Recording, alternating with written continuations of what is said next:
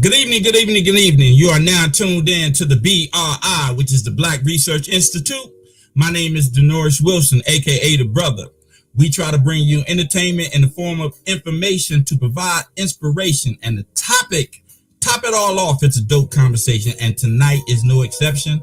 I got a good brother, man. I was fortunate enough to do a little bit of work for him in the past. He ain't hit me up to do no work lately, but hopefully, after this interview, I get some jobs. I get some jobs, but I'm excited, man, because this brother's doing something that I don't know nobody else doing. Not only I don't know any black people doing it, I don't know anybody that has an art gallery. And when you say art gallery, you just think of just prestige, Van Gogh or some Basquiat or whatever. But this brother is he's a local gallery and he got local artists and he's doing some big things. So we're going to run the secondary intro like we always do. And we're going to come back and we're going to introduce you to tonight's guest. All right.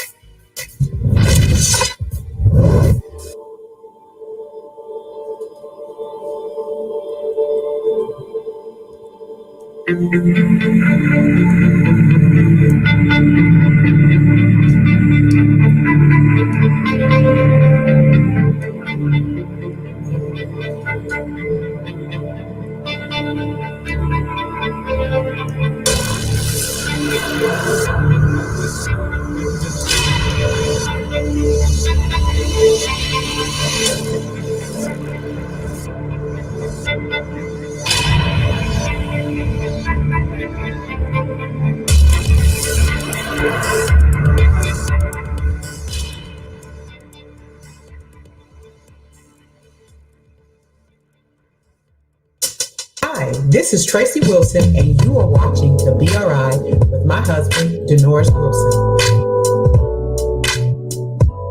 Hey guys, what's up? It's your girl Courtney from Charlotte, North Carolina, and you're watching the Black Research Institute with my boy Denoris Wilson. What's up, y'all? It's your girl, Lady Rock. Look, I want to give a big shout out to Denoris Wilson of BRI, the Black Research Institute. Keep doing your thing.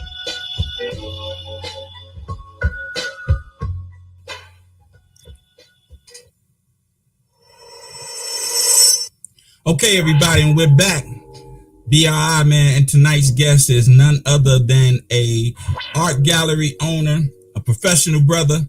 I'm not sure, but I think he's a Howard grad. Shake your head if I'm right. No. He's saying no. I might messed up there. But look, man, let me introduce you to tonight's guest, man. He's a owner of Art of Noize Art Gallery in Petworth, DC. I'd like to introduce the whole BRI fam to Mr. A.D. Ferguson. Having me. Thank you.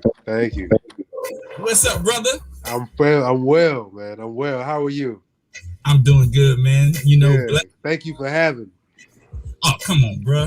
You good things up there. This is long overdue. You might get another flyer out of this, man.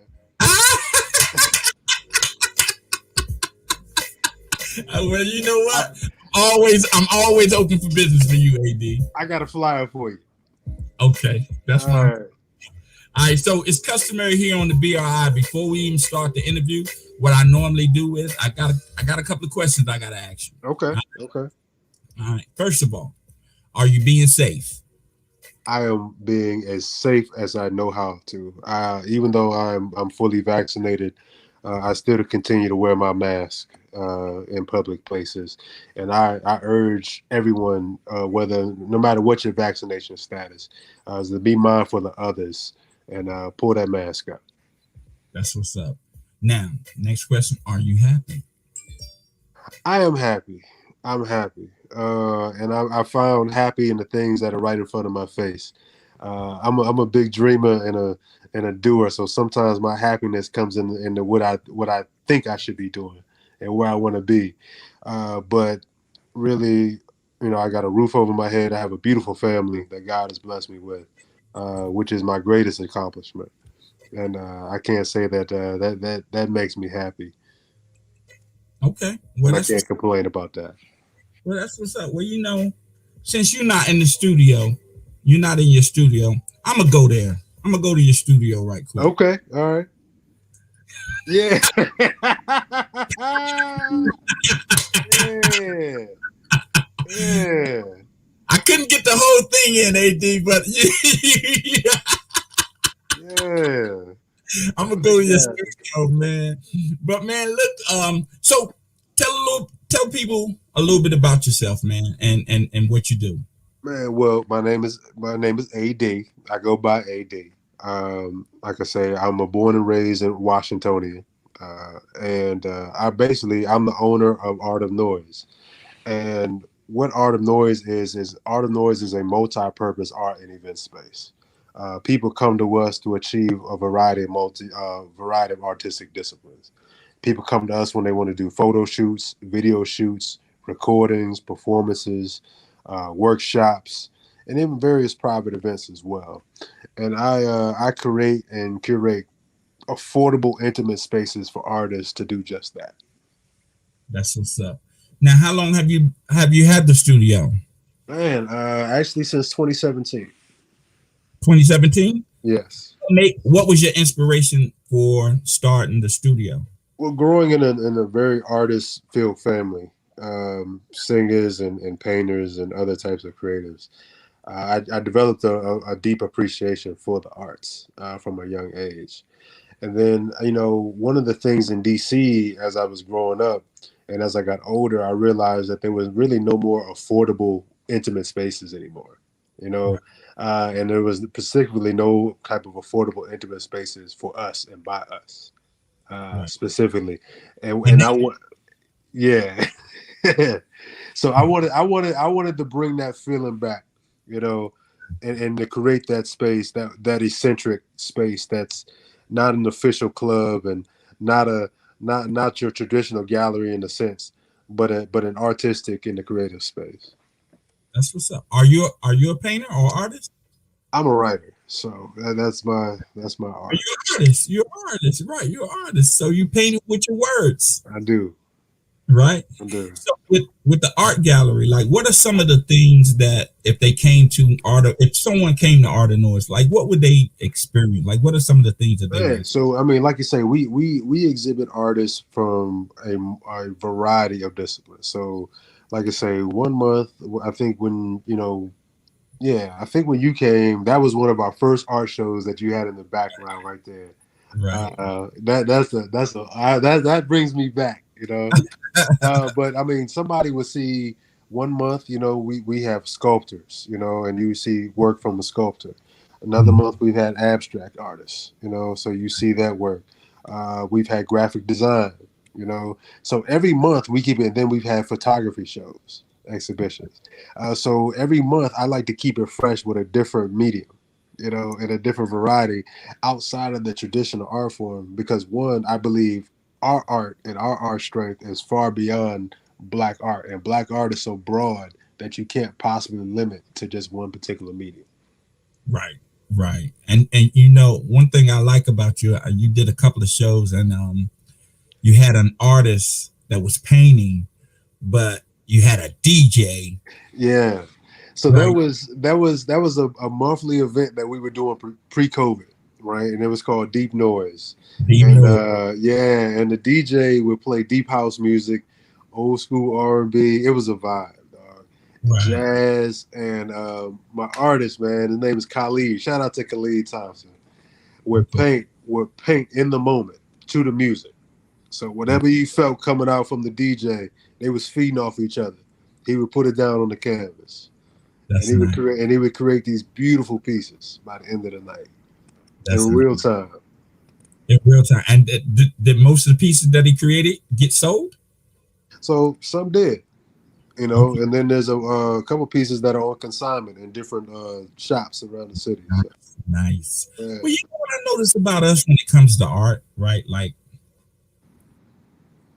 we have the general like, and just as a general statement, but Right.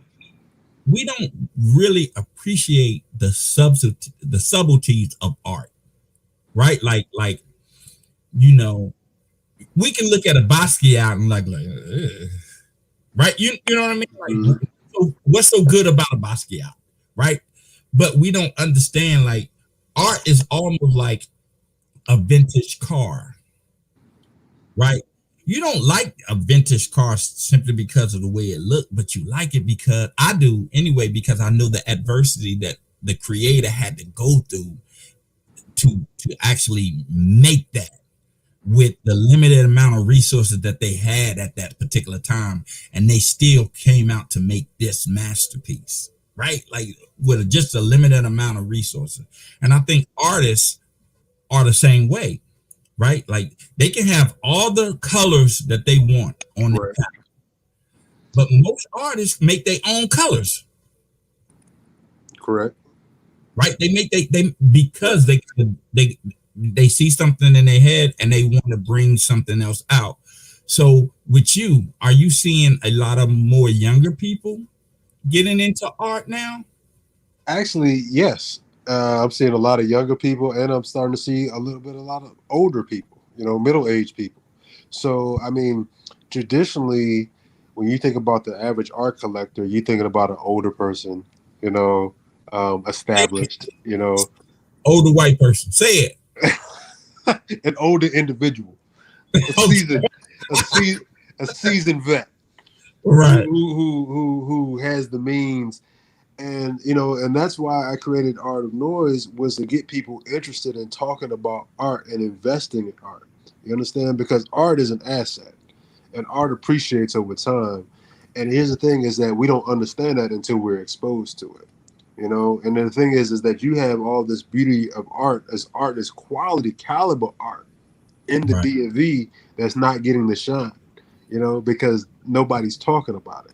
Nobody's talking about it at your table, in your circle. So it's elevating and educating people at the same time, all while entertaining.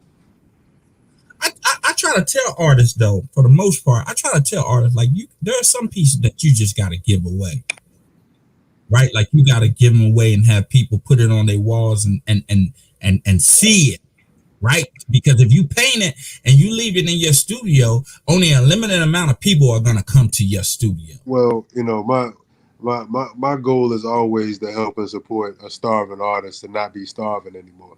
So I'm gonna work as hard to sell their work, and to make sure that it ends up in an appreciated and a value home.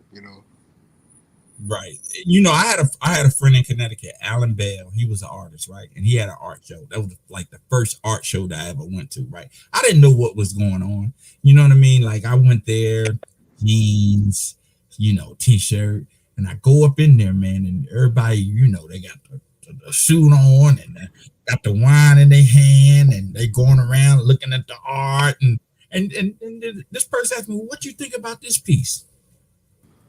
I don't know. Like, I don't know what to say. I don't know. It's nice. You know what I mean? So, and that's because I had never been exposed to it. I had never been exposed to it. So the beauty of art, and I'll take one of the artists' previous residents that we had, Rodney Buckharan. Shout out to Rodney, aka Buck. And I define his work as books on a canvas. Okay, so he's a graphic designer by trade. He reads, very highly intellectual brother, and he writes everything that he reads, whatever jumps out at him, he uses that on his canvas to create a conversation.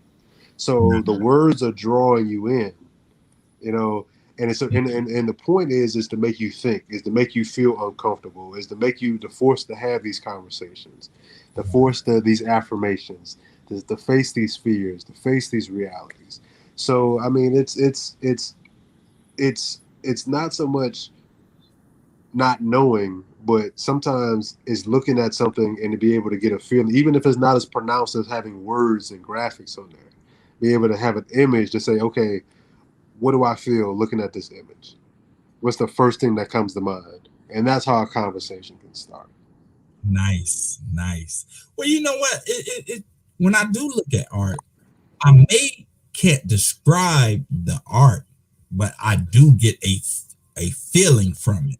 And the technicalities can come later, as you learn and you develop. But it's about that conversation. Okay, it's about that dialogue. It's about talking about what you're seeing with another individual, because the guarantee is that that individual that you're talking to, who's looking at the same piece, is getting a completely different, or maybe getting a completely different message and understanding from the same image that you're looking at. Right. And now the conversation starts, and now the dialogue starts. It's what you're saying is almost like they had this thing on Facebook and they were like, let's settle the debate. Is this pink or is this green? That's hilarious. Right? And I'm looking at that's pink. Some people actually were like, it's green. I'm like, how the hell you see green? Right. Right? Like, how do you see green? But like you said, they looking at the same thing I'm looking at and getting something totally different. Well, it's and because they're coming from a different place, a different perspective, a different life, a different lifestyle.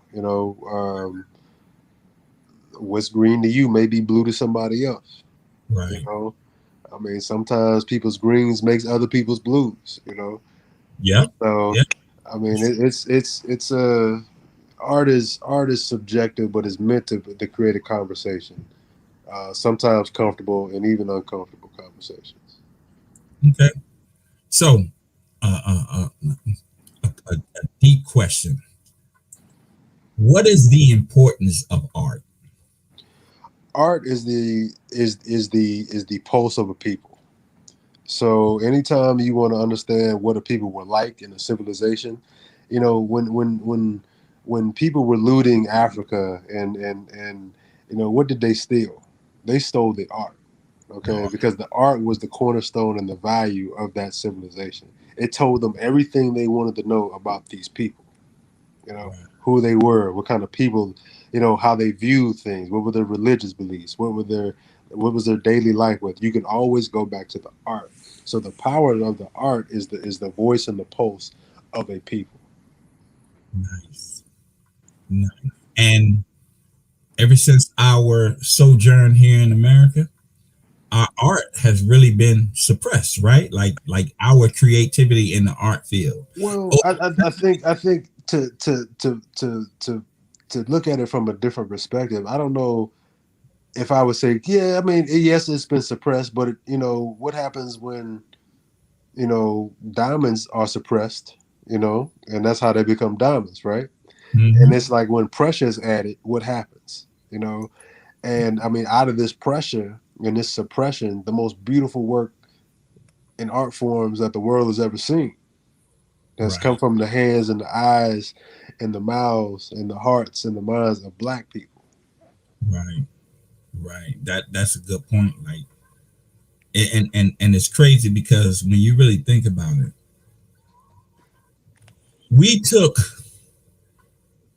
chitterlings and made a delicatessen. Correct. Right, like chitterlings are not for consumption. Right, like they are not for consumption. No. All you got, right? If that's what they giving you, you got to make do with what you have, right? Like and with that type of pressure, so to speak, we created something that was edible for us. Correct. And I guess you're saying that's the same thing with art, right? Like it is. So I mean, I'm sorry, brother. These Zooms, man. It's all good. I got a baby boy, 7. He ain't baby, but he. Right. It is what it is, man. But I would say it is like that for art. I mean, look at music and Black music, and and Negro spirituals, and how music was a form of communication. In the fields, and how they talk to each other. To send secret messages. So, I mean, we created an art form out of our adversity. Actually, an entire culture out of our adversity. Correct. An entire, like, and I try to tell Black Americans, right? I try to tell Black Americans. I say, look, when it comes to melanated people all over the world, we are the vanguards.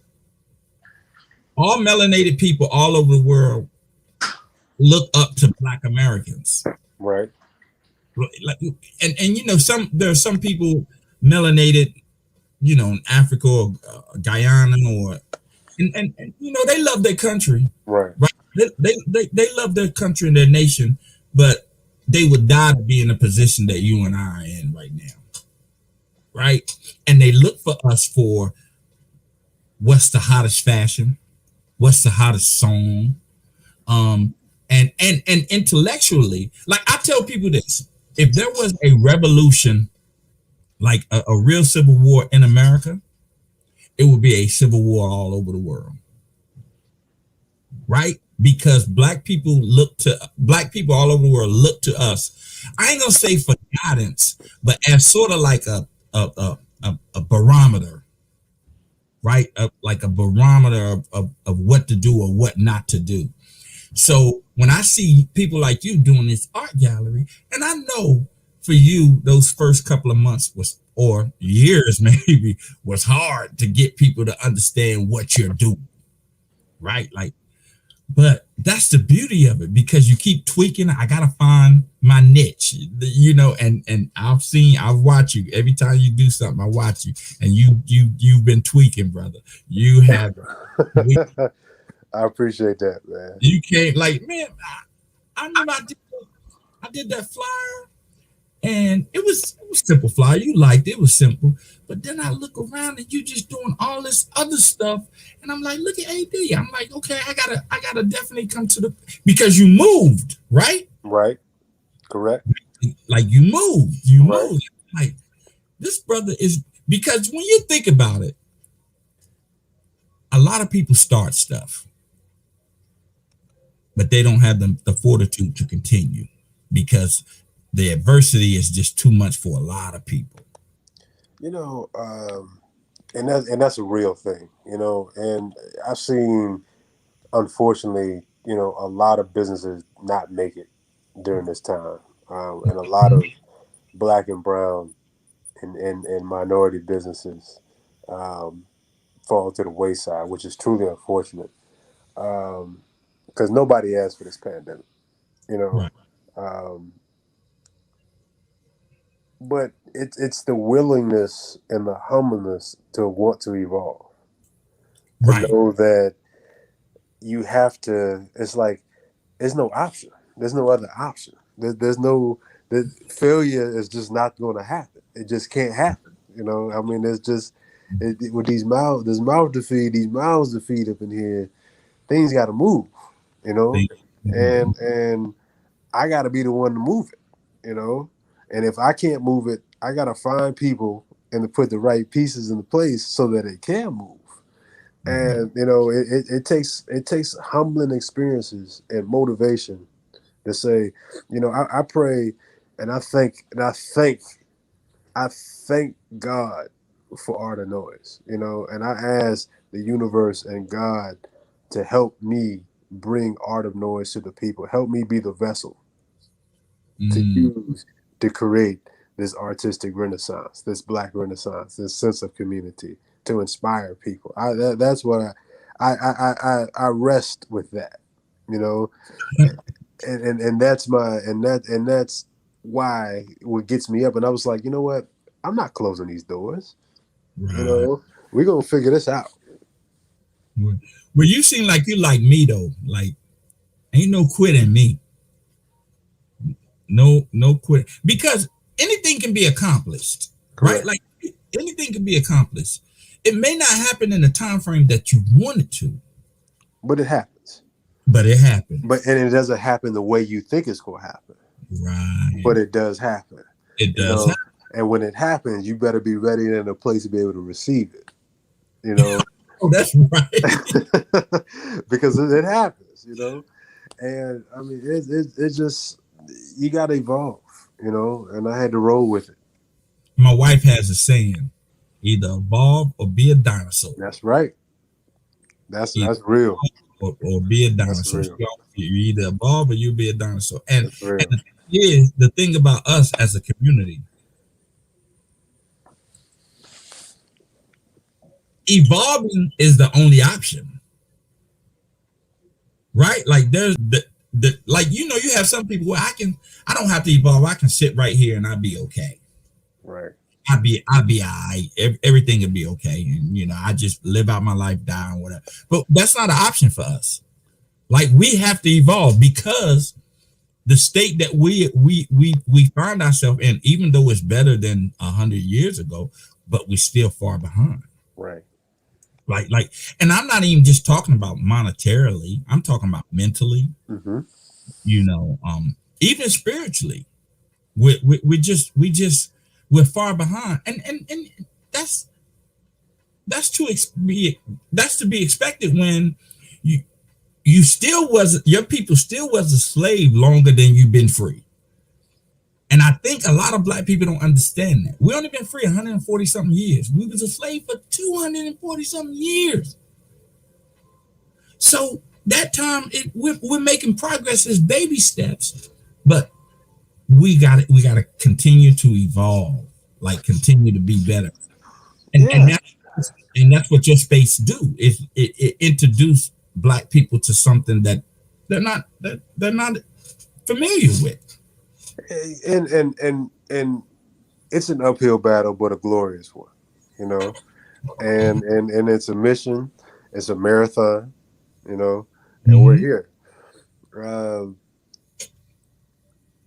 But I gotta say that in this pandemic, black people are surviving and excelling, and black people are creating. Black folks are creating jobs. They're creating lanes, and because we're survivors, and we survive, and we will survive under any type of pressure. We can survive. We'll find a way. And it's just amazing to see the perseverance of our people during this time.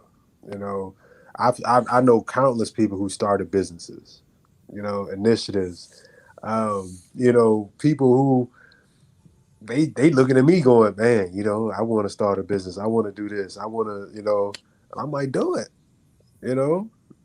because you need to try. You got to. You need to try. So because saying I should have did that is not good.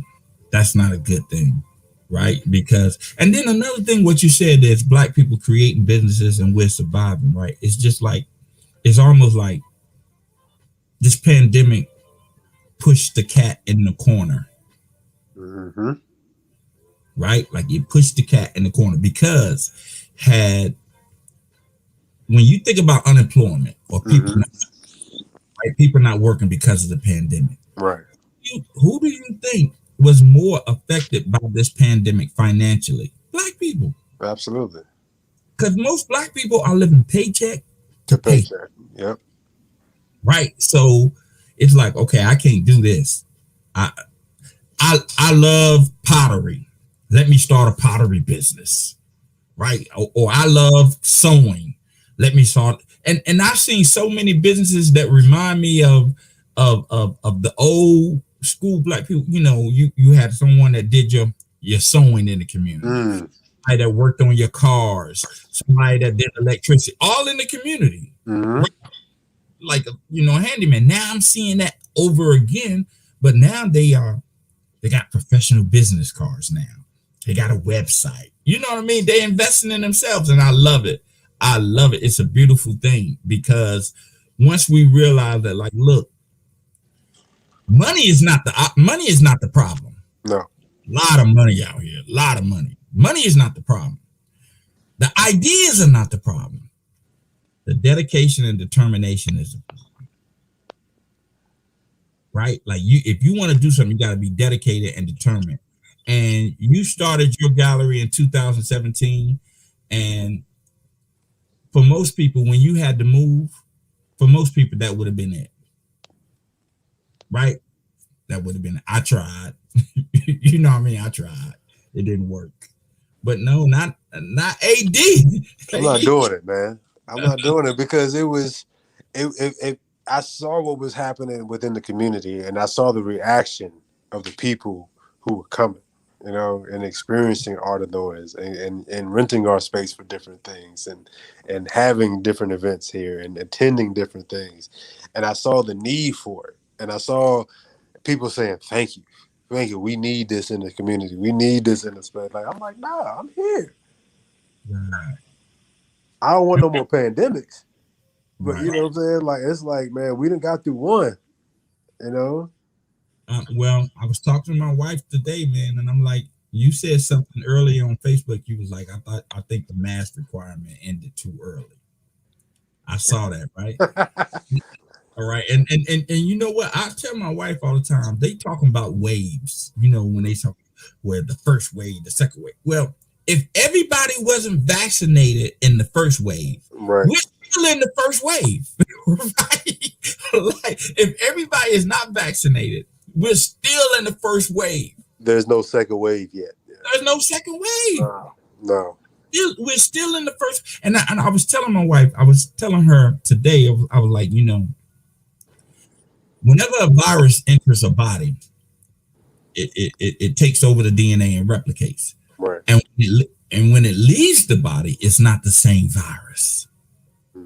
Right? Like, that's how it mutates, because it picks up some more DNA. Right. And then when it goes to somebody else, it's not the same virus that they got, but they given a new strain. I knew something, yeah. Right, right. So, but and that was the reasoning why I think they was pushing vaccination so hard, because they didn't want it to keep mutating. Well, right? I think the push of the vaccination and the misconception is that the vaccination was a cure, and it's not a cure. It's a vaccination, okay? And it's a way to better, and it's to help the body cope with the virus. It's an elevated flu shot. You understand? Yep. And 2 years from now, 4 years from now, you're gonna walk into CVS and you're gonna see the cold and flu section, and then you're gonna see the coronavirus section. That's right. Right? And this thing is gonna be with us for a long time, you know. And our bodies are just going to have to evolve, and they're going to evolve with it, you know. And our bodies are going to. And the crazy thing about our bodies evolving, I try to tell people this: like, what is the cure for malaria? I mean, sickle cell anemia. Yeah. That's how black. You don't see too many Caucasians with sickle cell anemia, right? No, what happened was, when the white settlers first went to Africa, they brought malaria with them. They brought malaria. Right. And the African body, after so many people died from this disease, the African body developed sickle cell anemia, right, to fight off malaria. And I say that to say, to the point that you said, like, yo, our body's gonna adapt to it. It's gonna adapt to it, you know. But just like anything, any type of adaptation, some people gotta die. Well, but you know, there's some things that you can do, you know, in the meantime, you know, to protect yourself and others.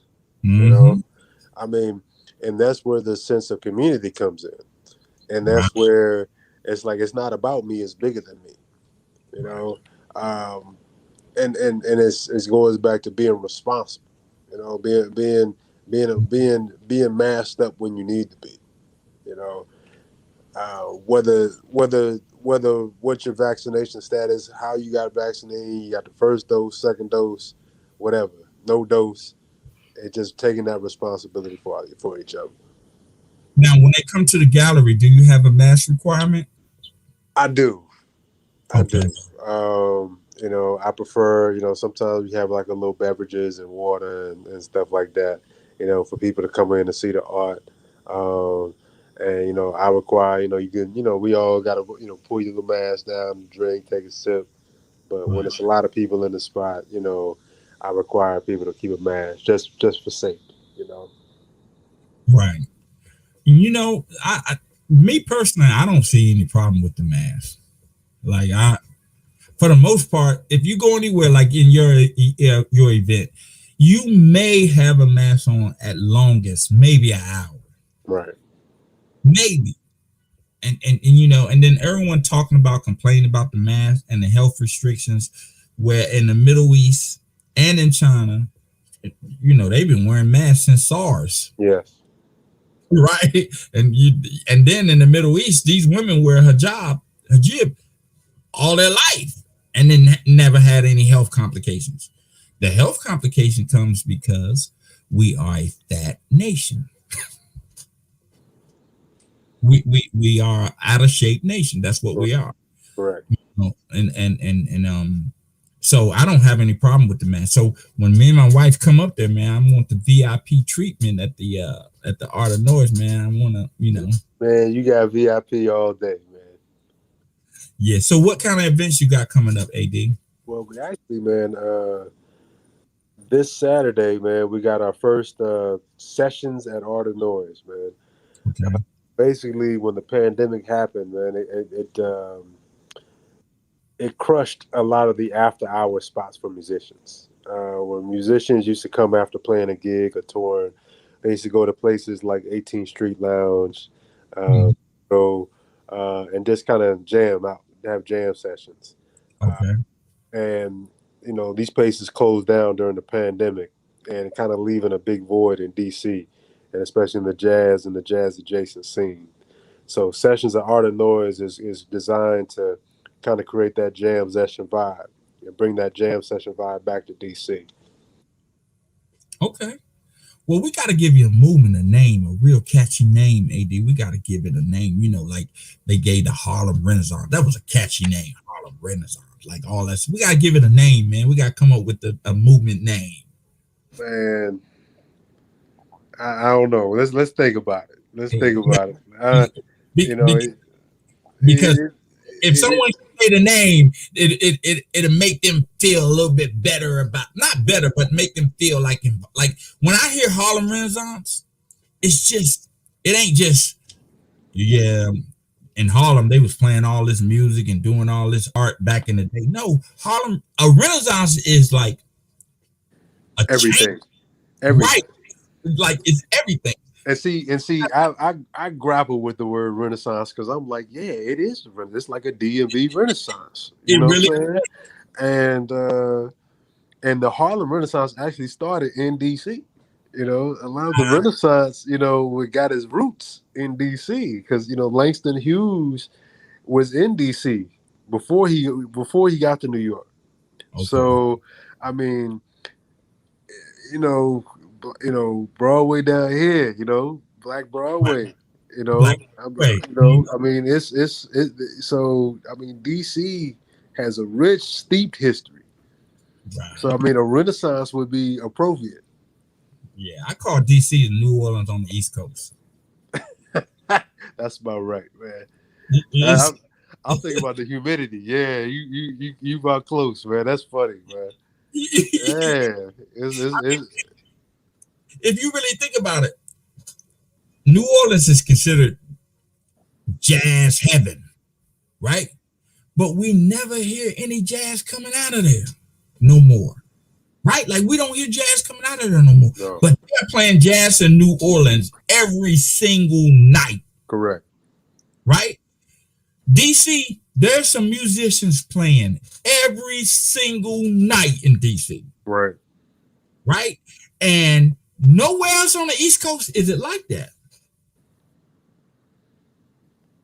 Not in New York. They're not playing jazz. You may hear hip hop or soul music, but jazz has a particular night in New York. Most of the time it's Thursday. Right. You don't get it on. You don't get it in Baltimore. You're not getting it in Connecticut. DC is the only place where you're gonna find go-go and jazz being played every single night. True. Right. And that's why I call it the New Orleans on the East Coast. Because it got everything New Orleans got. They got their own, wait a minute, they got their own food preferences, right? You got musicians. Now we have art. We got the art gallery, like, and and just culture with spoken word and poetry and all that. It's like a bohemian type of thing. You know what I mean? It is. It is. It is. Bohemian half smokes. We there, bro. Yeah, But we yeah. let's say something real just DC, you know? Right, Real right. DC. Call it the mumbo sauce Mambo renaissance. sauce. The mumbo sauce renaissance. That'll be The mambo. the renaissance or the mambo renaissance. Man. Mambo. 200 years from now, they be like, hey, you just got A.D. Fisher. He started the Mumbo Renaissance and out of his studio and Art of Noize. And I'm telling you. That's it, the mambo movement. Yeah. The Mambo movement, man. It is, man. Because you out of DC. You got to give me something, man. See, man. So it'll stick. But, you know, and my job, you know, is to connect with you leaders, you know, leaders like yourself, leaders in the field of who are pushing the visual culture, who are pushing the vocals, you know, the hip hop, who are pushing the music, you know, producing in the area. Like, let's get together, you know, and let's change the narrative, you know. Let's show them what we can do, and take our culture back, you know. Yeah. And you know what's funny is that the Harlem Renaissance to me was great because all those musicians came up there and sort of messed in Harlem, but the music that they played wasn't for notoriety. No, it was because they wanted to play it. They wanted to play it, and it was a counterculture, and it was a resistance to the traditional. It was in protest to the traditional, you know. Right. Absolutely, and jazz came out of counterculture. You know, there was a whole culture that came out of, you know, with bop and, you know, and these type of, you know, to say, hey, I'm gonna do it this way. You know, I'm gonna reject the traditional way. You know, I'm gonna talk different, act different. You know, and this is why Miles Davis, he, you know, the inventor of cool. You know, John Coltrane. You know, you got, you know, all of them. I mean, you know, McCoy Tyner. You know, these people who Pharoah Sanders. You know, who still, I believe is with. Yeah. You know, and these people who redefine what it meant to be black and gifted, you know, and spoke and made black intellectual music, you know. And that's the point I was trying to make. It was like when you get around a group of people, right? Okay, I played basketball. See, now I got to go to my earphones. The things went out. They got.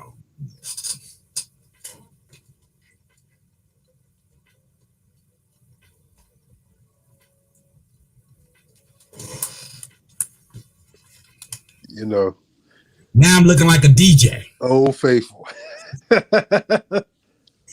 but I was saying, like, when in the Harlem Renaissance, when they got up there and they all these artists are getting there and they come together and they having jam sessions, right? These jam sessions not only serve to show how talented these people were, right? But now if I'm Miles Davis and I'm listening to Train and he doing a particular thing, right? I gotta top that. Right? Like I gotta top that. I gotta be just as good as Train when I get up there. And that's what the Harlem Renaissance did, because you got all these people, and even though it didn't look like that, but as an artist, you're competing. Right? And if the artists are spread out, you're not competing with nobody. You just making music on your own accord. Well, I mean, in that regard, you know, iron sharpens iron. Exactly. So, I mean, you're gonna, if you want to be the best, you gotta be around the best. You gotta be around the best. That's right. People who are doing it at the highest level. Highest level. You know, and learn from those people. Not just compete with them, but learn from them. You know, because that's the problem, is that we think that when sometimes we compete and we ain't learning nothing. You know, Right. the thing is that If you ain't learned that. I mean, you done did all that, and you can't even walk away with a lesson. You know, and you just wasted time, right? You just mad, brother. Man, You know? look, and it's crazy, right? Because iron sharpens iron, right? So when you think about Usain Bolt, dominated track and field until he retired, right? Right. Now who's dominating? The person who trained with him, Yes. Blake. Now Blake is the favorite, right? Because he trained with him. You have Michael Jordan. Who was the second best player in the league when Michael Jordan was there? The person that played right beside him, Scottie Pippen. Correct. Right? And I think Clay and Steph, the same thing. Yeah, they both shooters, but they make each other better shooters because they're around each other. You know what I mean? So when you get your space and you got all these artists coming in and looking at other artists like, yo, that's nice. Exactly. I didn't even think about that. Well, I didn't even know I could incorporate that. Right. You know, I mean, maybe put my own little swing on it. You know, I can do something with that too, because that's nice. You know, and that's the beauty of community, though. Yes. That's the beauty of community, because even though I may be doing something, right, I don't know who watching me. Right, I don't know who watching me and seeing what I'm doing, and I may think what I'm doing is nothing. It ain't nothing, but the person that's looking at me may say, you know what? I never thought about it that way. I never thought about stroking the brush in a particular way to get a particular effect on the canvas. I never thought about that, but right. I see him doing it, and it looks nice. I may be able to incorporate this in something that I'm doing, and that's the beauty, man. And I think like we got so far away from community that it's just me. Right. And when it's like that, progress is slow. Right? It's slow. Because if you're thinking about it being me, then you ain't even really trying to help nobody else. No. Right? And those little things that you do that's special, you keep them secrets. Right? Like you yeah. Like, because you're trying to move, you can only do so much by yourself. Right. You know?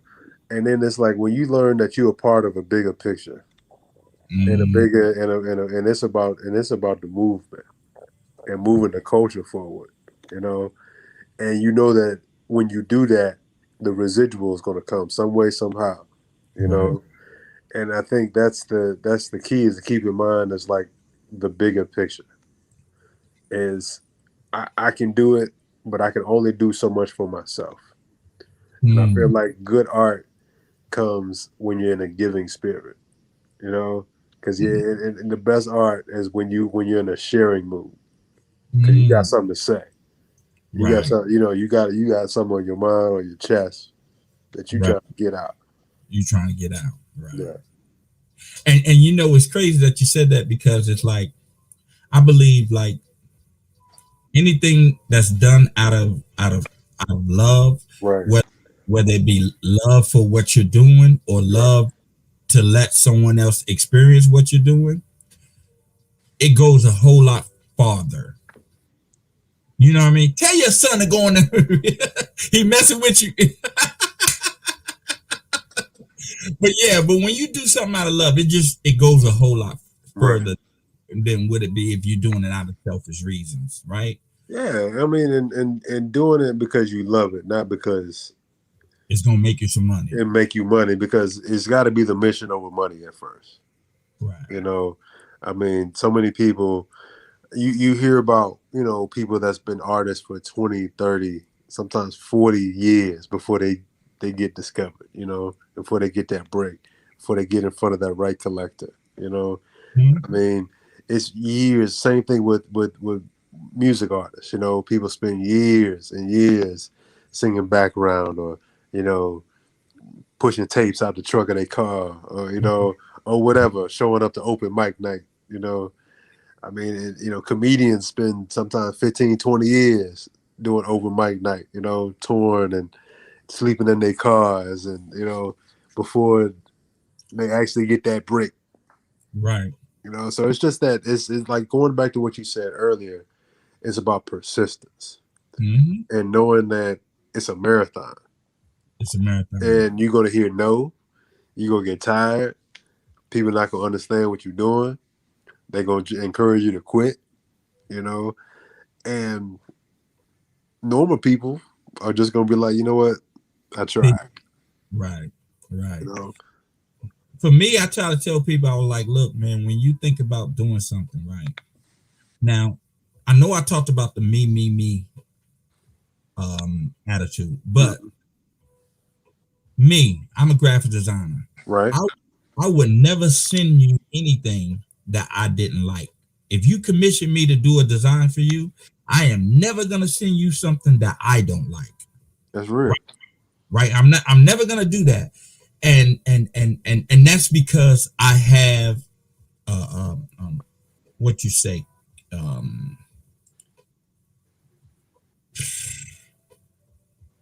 scruples with my design. Like I wouldn't want, if I don't want it, I don't want to give it to nobody.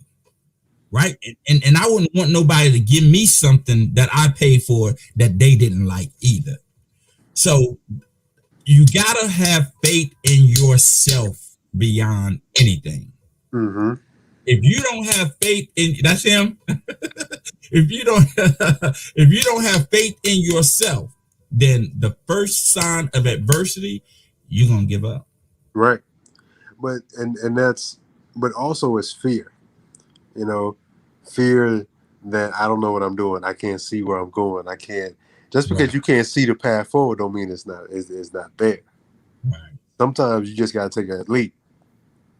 No, all the time you gotta take a leap. Yeah, all the time, because my thing is, and this is the thing. Whenever you see a vision that you want for yourself, you never see the adversity. Like you only see the good part of it, right? You never see the adversity. And then it's like, yo, you trying to skip the struggle again. Right. You go trying to bypass, triple jump over the process. Right. You can't do that. Right. And that's why my athletes, especially elite athletes, right? Because they weren't born that way. No. Like they worked at it and worked at it and worked at it and believed that they could be the best at this. Correct. And they enjoyed it while doing it. Mm-hmm. If it feels like a job, you shouldn't do it. Right. That's why I can't stand weights, AD. I can't stand them. I feel you. I can't stand them. Man, listen, I don't lift them because I like them. You do? I mean, every now and then I do. I do more body weight stuff. Okay. Just because I don't have a personal need to be bulging out of a shirt no more. Right. I just want to stay in shape and not have to buy clothes because I can't fit them no more. Right. Well, at least you said not have to buy clothes because you can't fit them. Because most people say, I gotta buy some new clothes. These jeans got little. That's it. Cleaners can't shrink all your jeans. They ain't always the cleanest, man. Okay. You wash these when they're cold. So what's up? I swear to God, I laugh at people say these jeans done got too small. No, the jeans they got too small. No, and that fork done got too heavy.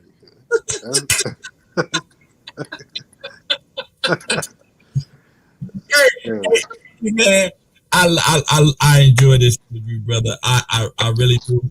And we gotta connect because I want to start doing on location interviews. Okay. I want to start doing on location interviews, and like when you have an event, I want to come there, set up, interview. Sure, absolutely.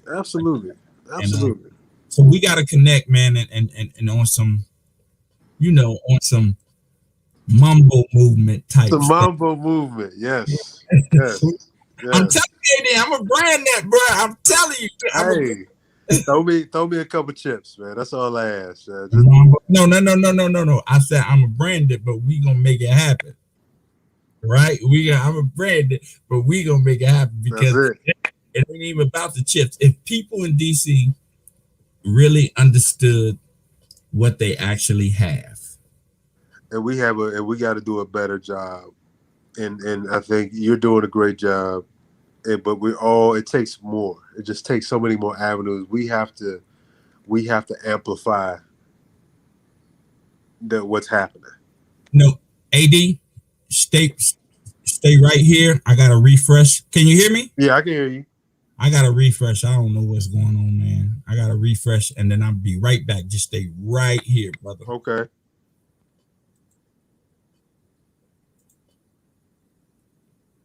We are experiencing some technical difficulties, people, but we'll be right in. You know, I think the man listened to me. The show is doing too good, bro. There we go. The man listened to me. They try to cut me off. AD. They try to let you know they can get to you, bro. They can get to me. Hey, they can get to me. But I you know what? Though I'm getting good at this because earlier that would have had me flustered, right?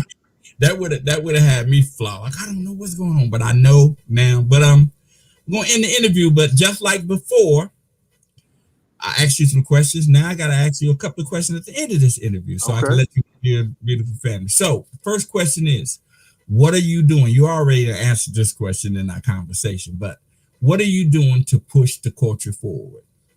Man, I believe I'm creating a space and a platform and a venue for people to express their beauty, and that's what I'm doing to create and push the culture forward.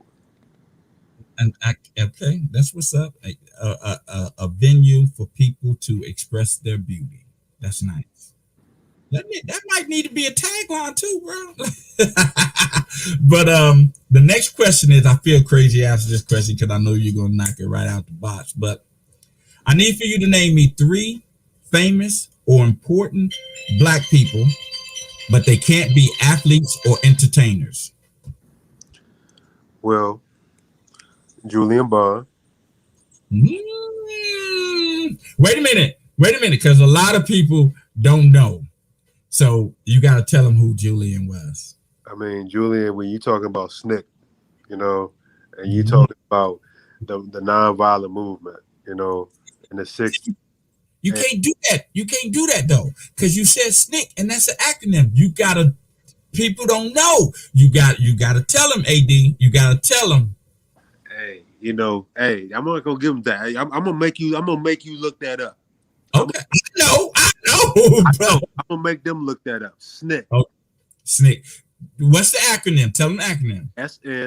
SNIC. Okay. Yeah. All right. You do the rest.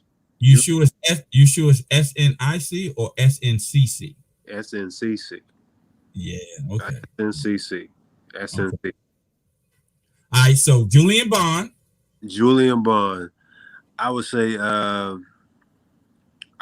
F. Reginald. Now, yeah, he was the black billionaire. Okay. Yeah. And then I say with the third,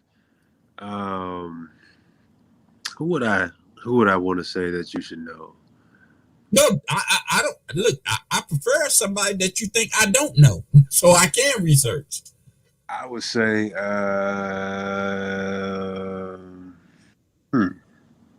who's a good one?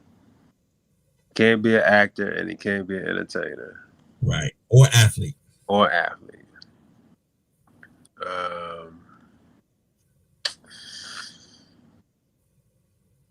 I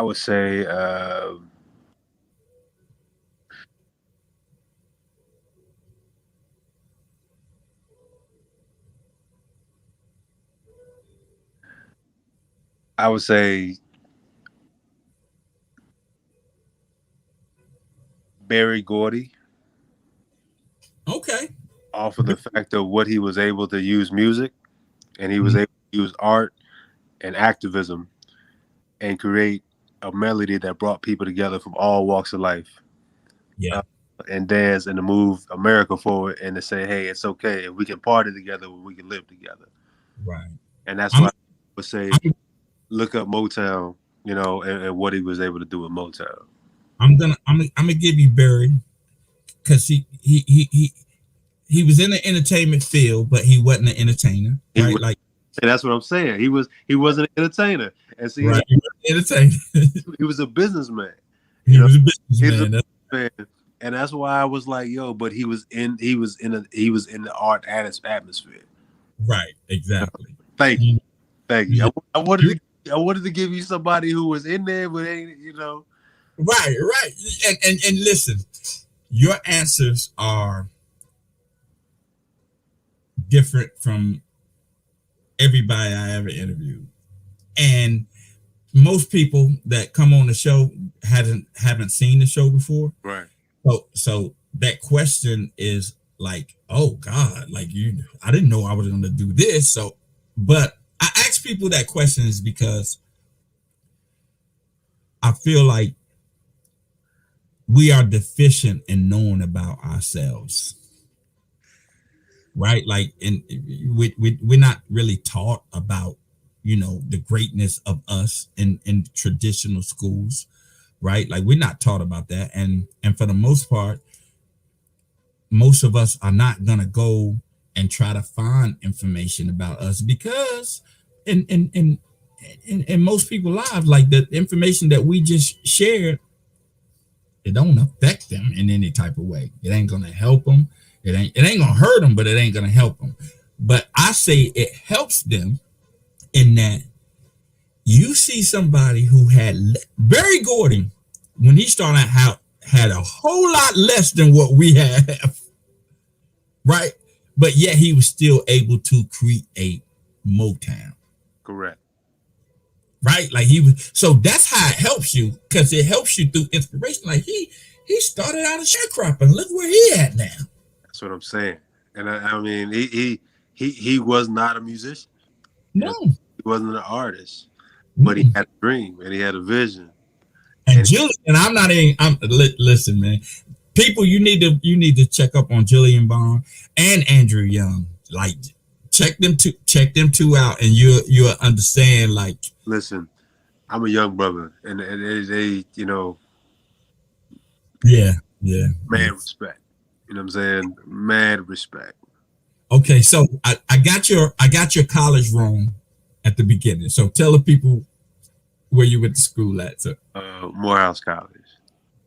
You went to Morehouse? I did. Nice. I did. Nice. You know, the original concept for the BRI, and it still happened. That's what the Gambit is about. You saw the chess game in the beginning. The Gambit is about, like, I'm gonna start in August. Mm-hmm. Well, maybe September. I'm gonna start a internet-a-thon. You remember Lou Rawls and the United Negro College?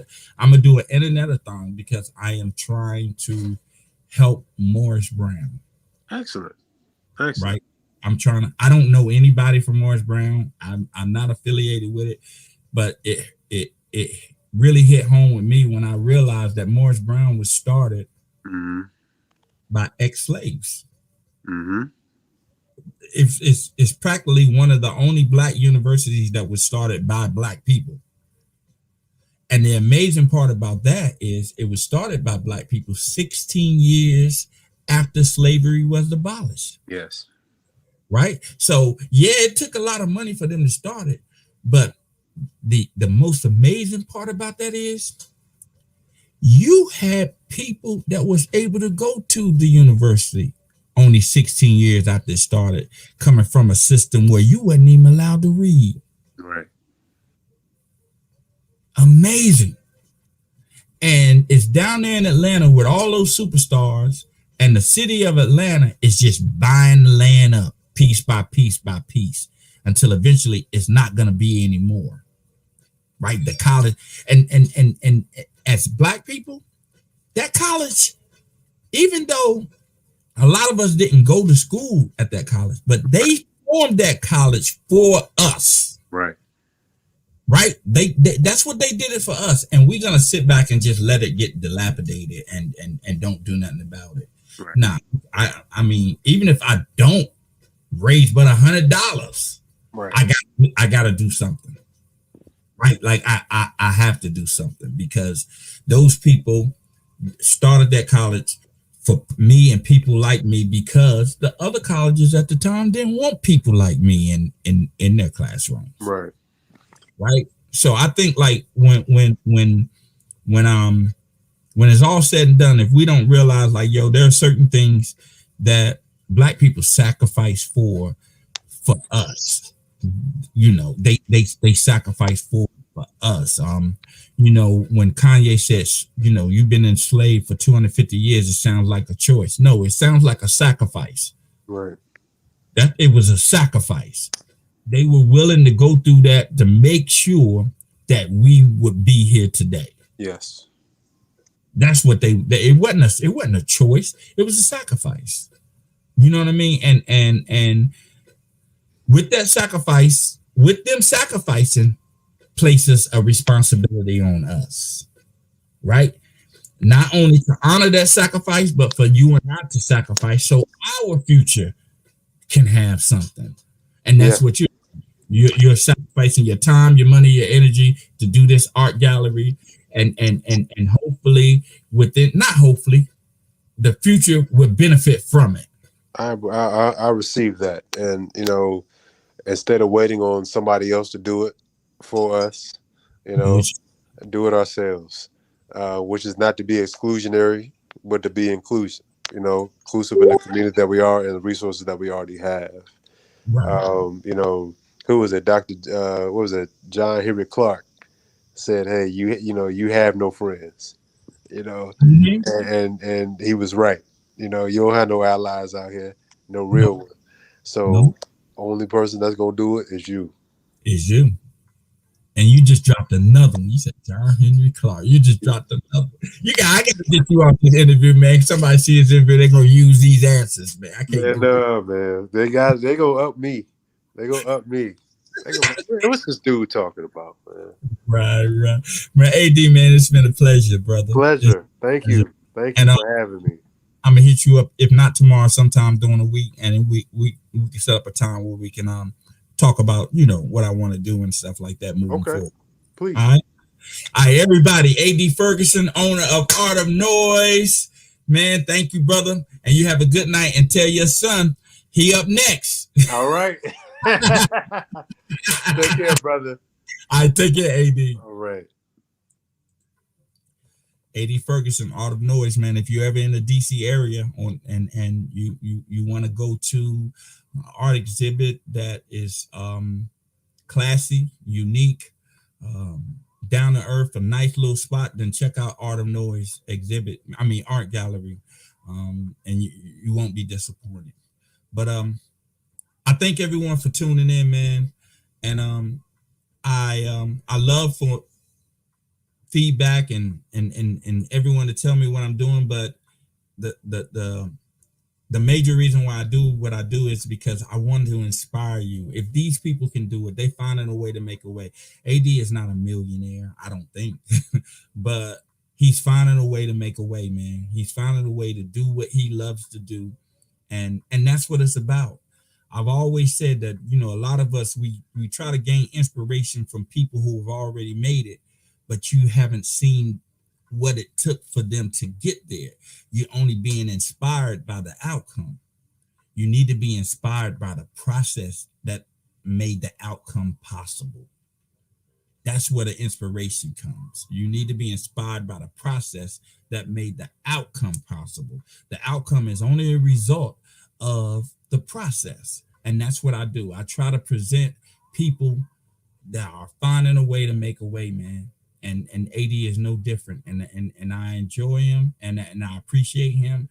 And I'm gonna make sure that when I go to DC, I'm gonna go by that studio. And once again, he's another client or ex-client, because like you said, he ain't gave me no job in about a year. But I've never met the brother. I've never met him. We've never sat down face to face, but we have a rapport. When I was doing some work for him, we have a rapport that we understand each other.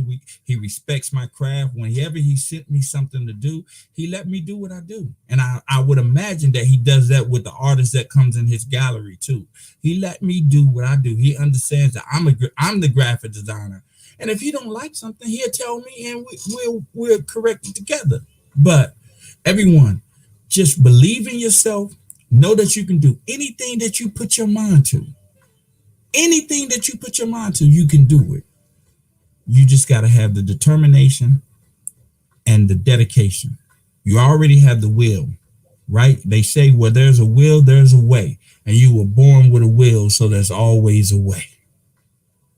You were born with a will, so there's always a way. So as I do always on the BRI, remember, in order for you to receive a blessing, you must first be a blessing. And with that, I say peace.